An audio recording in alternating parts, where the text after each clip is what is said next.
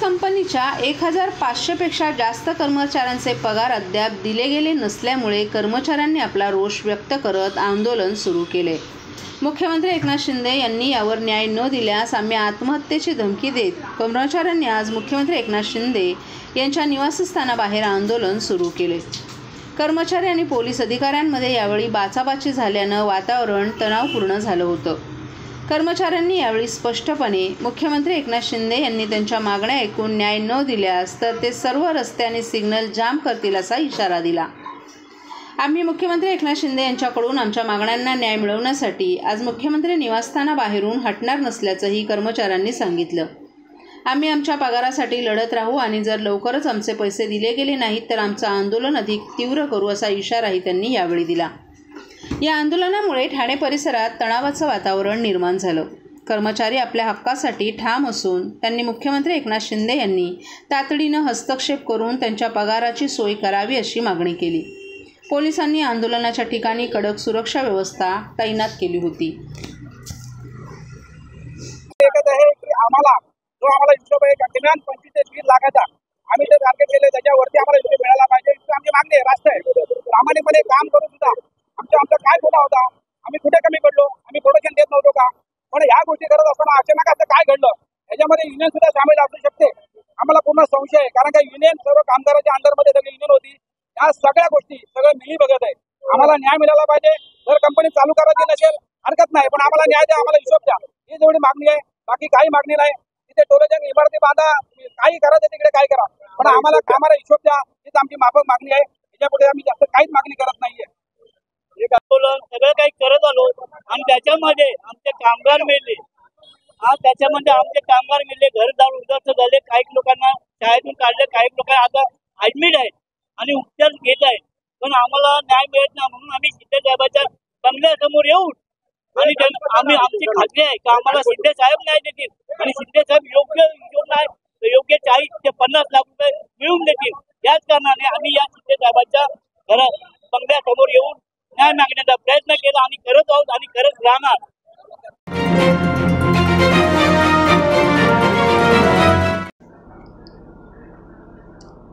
जिल्हा शासकीय अर्थात सिव्हिल रुग्णालयात दररोज येणाऱ्या रुग्णांची संख्या वाढतच आहे। त्यामुळे वर्षभरात तब्बल 3500 शस्त्रक्रिया झाल्या आहेत। रुग्णांवर मोठ्या शस्त्रक्रिया झाल्या तर सर्वांनाच खर्च परवडणारा नसतो, परंतु अशा रुग्णांसाठी ठाणे सिव्हिल रुग्णालय आधारवड ठरत आहे।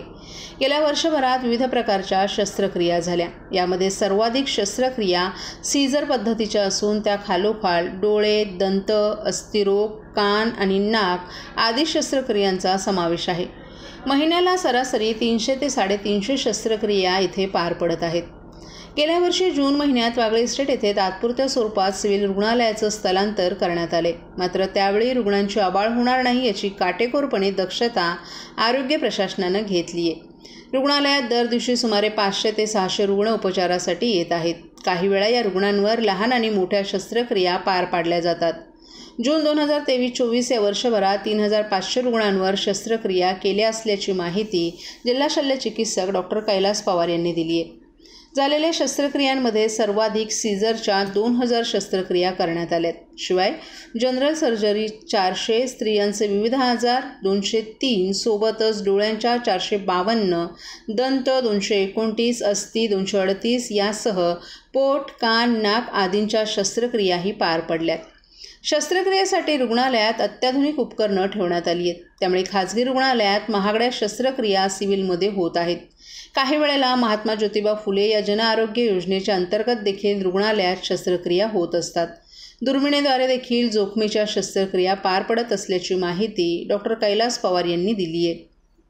गुजरातमधील एका रुग्णावर सिव्हिल रुग्णालयात यशस्वी उपचार करण्यात आलेत। 6 महिन्यांपूर्वी गरीब कुटुंबातील एका 2 वर्षाच्या मुलीला जन्मतः मोतीबिंदू झाला होता, तर 1 महिन्यांपूर्वी अमिबियामुळे यकृतावर 8 फोड आलेल्या रुग्णालयाच्या डॉक्टरांनी प्रथमच दोन्ही डोळ्यांची अवघड शस्त्रक्रिया करून या मुलीला दृष्टी दिली।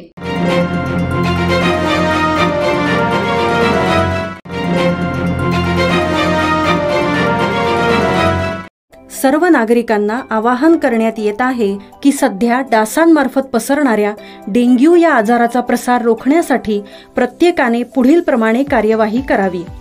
डेंग्यू आजार एडिस इजिप्ती हा डास चावल्याने होतो. या डासांची पैदास साचलेल्या किंवा साचवलेल्या स्वच्छ पाण्यामध्ये होते. 8 दिवसांपेक्षा जास्त दिवस पाणी उघडे व साचून राहिल्यास त्यात डास अंडी घालतात.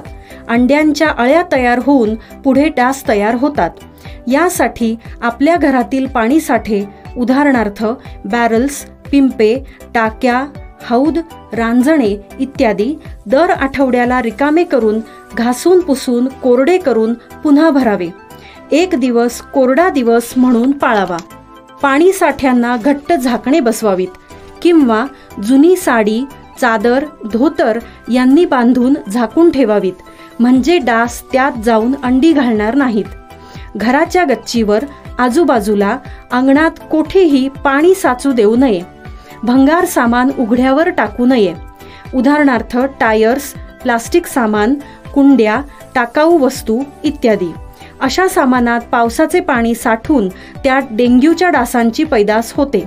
घरातील कूलर्स, फ्रीजच्या पाठीमागील ट्रे हे देखील वेळोवेळी कोरडे करावेत.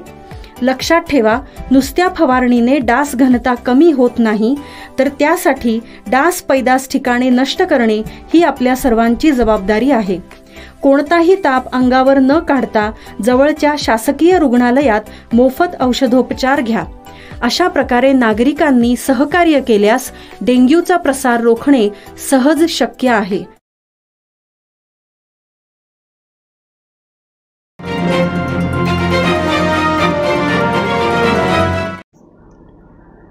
वटपौर्णिमा सणाच्या निमित्तानं फणसाची मागणी नेहमीच वाढत असते. गेल्या 2 वर्षात कोरोना महामारीमुळे ठाण्यात फणस विक्रीसाठी येणारे कोकणातील विक्रेते येऊ शकत नव्हते. मात्र यावर्षी सर्व निर्बंध उठवण्यात आल्यानं चिपळूण येथील शेतकरी थेट ठाण्यात येऊन फणस विक्री करताना दिसून येत आहेत. विक्रीसाठी उपलब्ध असलेल्या फणसाची किंमत 150 ते 500 रुपयांपर्यंत पोहोचली आहे. त्यामुळे नागरिक किंचित कमी प्रमाणात फणस खरेदी करत आहेत. ठाणे शहरातील विविध बाजारपेठांमध्ये चिपळूणच्या शेतकऱ्यांनी आणलेले ताजे फणस पाहायला मिळत आहेत. फणसाची वाढलेली किंमत, उत्पादन खर्च आणि वाहतूक खर्च यामुळे वाढली असल्याचं विक्रेत्यांनी सांगितलं. फणस विक्रेते बाळकृष्ण पाटील यांनी यावर्षी निर्बंध उठवण्यात आले असल्यानं आम्ही थेट ठाण्यात येऊन फणस विक्री करत असून खर्च वाढल्यामुळे फणसाचे दरही वाढवावे लागल्याचं सांगितलं. वटपौर्णिमा सणासाठी फणसाची मागणी अधिक असल्यामुळे नागरिकांना किमतीची चिंता असूनही फणस खरेदी करावे लागत आहेत. वाढलेल्या दरामुळे काही जणांनी खरेदी कमी केली आहे, तर काही जणांनी आपल्या बजेटनुसार फणसांची खरेदी केली आहे. विक्रेते आणि ग्राहक दोघेही आशावादी आहेत की पुढील काही आठवड्यात किमती स्थिर होऊन फणसाची विक्री आणखीन वाढेल. वटपौर्णिमा सणाच्या पार्श्वभूमीवर फणस विक्रेत्यांची चांगली कमाई होण्याचीही शक्यता आहे.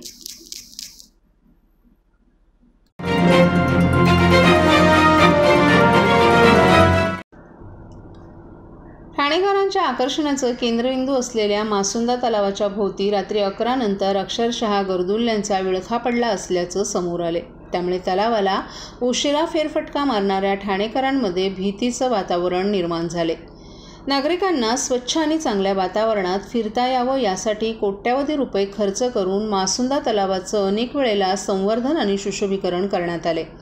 मात्र आता याच तलावाला गर्दुल्ल्यांचा विळखा पडला असल्यानं नागरिकांना या ठिकाणी मासुंदा तलावाभोवती रात्री वावरणारे गर्दुल्ले ही अशिक्षित, असंस्कृत आणि गुन्हेगारी वृत्तीची मंडळी आहेत. ठाण्यातील कोठारी कंपाऊंडमधील ग्लिट्ससारखी बेकायदा हुक्कर्स पार्लर्स मात्र सुशिक्षित आणि संस्कारी कुटुंबातील तरुण पिढीला उद्ध्वस्त करू पाहत आहेत. या बेकायदेशीर हुक्का पार्लर्सवर देखील कारवाई करण्यास पोलीस आणि पालिका प्रशासनाला भाग पाडावं. हिरानंदानी, राबोडी आदी ठिकाणी असलेल्या गर्दुल्ल्यांचे अड्डे देखील उद्ध्वस्त करावेत अशी मागणी दक्ष ठाणेकर करत आहेत. नवनिर्वाचित खासदार नरेश म्हस्के यांनी ट्विट केले. ठाण्याचं हृदय म्हणून ओळखला जाणारा मासुंदा तलावाच गर्दुल्ल्यांनी वेढलेला दिसतो. ठाणे महापालिका आयुक्तांनी या विषयात लक्ष घालून ठाण्याच्या सौंदर्यात बाधा आणणाऱ्या समस्येचं निराकरण करावं, अन्यथा तलावपाळीला भेट देऊन निसर्ग सान्निध्याचा आनंद घेणाऱ्या नागरिकांना या आनंदाला मुकावं लागेल असं ट्विट खासदार नरेश म्हस्के यांनी केले.